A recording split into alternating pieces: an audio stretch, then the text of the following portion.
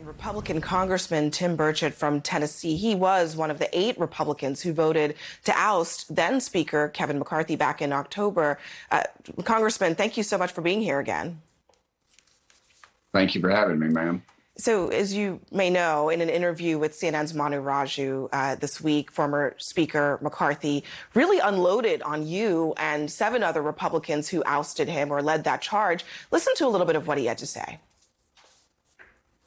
I think the 2 that were really different than all the others were Tim Burchett and Nancy Mace. You know, that's just, the others hadn't voted for me before anyways. They were disruptors the whole time. What about them surprised you, Burchett and Mace? It just didn't, it seemed out of nature, but they seemed to have changed during the time. They care a lot about press, not about policy, and so they seem to just want the press and the personality. Your response, Congressman? Well, it's kind of the pot calling the kettle black, really, ma'am. I mean, honestly, I made pretty clear where I was the whole time on this. We were 32, now we're $33 trillion in debt. We were up against the September 30th deadline, as you remember, and then we took the whole month of August off, 2 weeks into September, and then and then we rushed back to Washington to do what?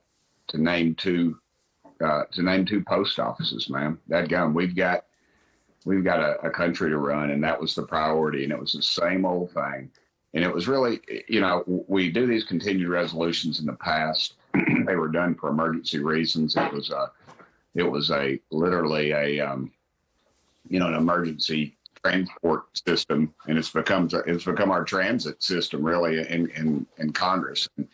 And there again, we were backed up against another wall, and we do these continued resolutions because the folks in power like to pack them full of things for their lobbyist buddies and the special interest, and that's exactly what we did. And then we didn't have any access to do anything. We weren't voting for individual spending bills, and nothing was changing. And then, can I ask you about that, Congressman?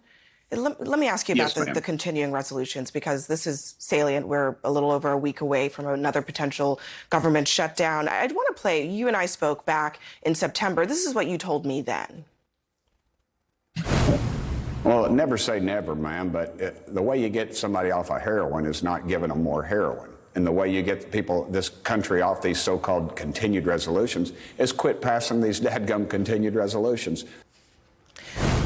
So the current speaker, Mike Johnson, it sounds like he's just about to pursue a strategy that relies on continuing resolutions to keep the government funded to buy time, which is pretty much the same thing that Kevin McCarthy was doing that you decried at that time. Why is he allowed to do that, but McCarthy wasn't? Well, Kevin McCarthy started in January, if you remember, ma'am, and then we wait till almost the week of September 30th to doing something. And he, in fact, created the emergency. And what I wanted to say before was, I said on your station that I was going to pray about it. And then when Kevin McCarthy called me on the phone, the 2 things that he really insulted me about was he said he made fun of the fact that I was going to pray about it. And the second thing that Kevin said was, I said about the schedule. And he said, well, I don't set the schedule. Now, could you imagine Nancy Pelosi saying something like that, or any leader putting the blame, and he blamed it on Steve Scalise or something. And it just, we just continued down this road. Now, Mike Johnson is in an emergency situation. He's been thrown in the deep end, and he's clearly looking for an answer. And the only answer is to pass a budget, but you can't pass a multi-trillion-dollar budget in the matter of a couple of weeks. And so he does have his back against the wall. That's why this laddered approach that has been put forth by some of the more conservative members is possibly an avenue out, where we do it segmented, we do it over time, and we don't allow the government to close down, and we don't pass a multi-trillion-dollar budget with a bunch of goodies packed in it, which is exactly what the lobbyists and folks like Mike Johnson's predecessor wanted to do. So that there's a complete difference there. It is an emergency situation. He does have his back against the wall. But And this laddered approach, I mean, your colleagues in the Senate have said they don't understand what that means or how it would even work. And it actually seems to rely on the House basically continuously passing short-term bills to fund different parts of the government in order to buy more time. That seems awfully risky, given that your party has really had some trouble, even this week, getting to consensus, even internally, on certain parts of your spending agenda.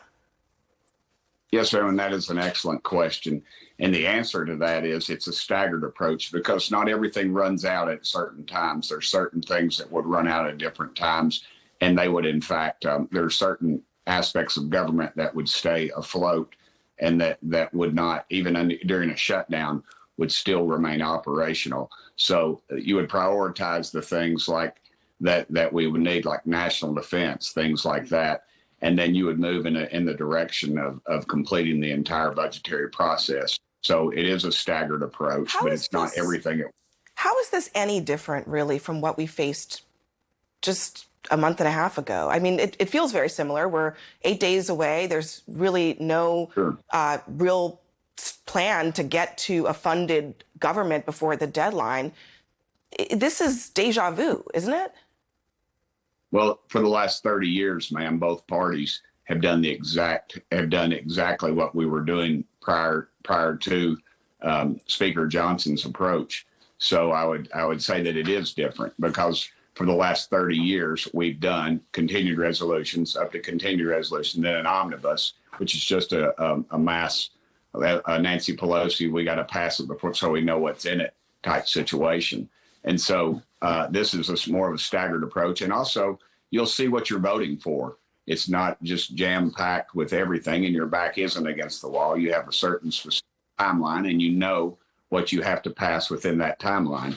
It's no different than other in the past, other than you'll know what's in it, and it will be over a staggered approach, and more focus can be put on individual spending aspects, which I think is something that we should all do, which is what we do in Tennessee when we pass a budget. All right, Congressman Tim Burchett, thank you very much for joining us on all of that. Thank you, ma'am. It's been a pleasure.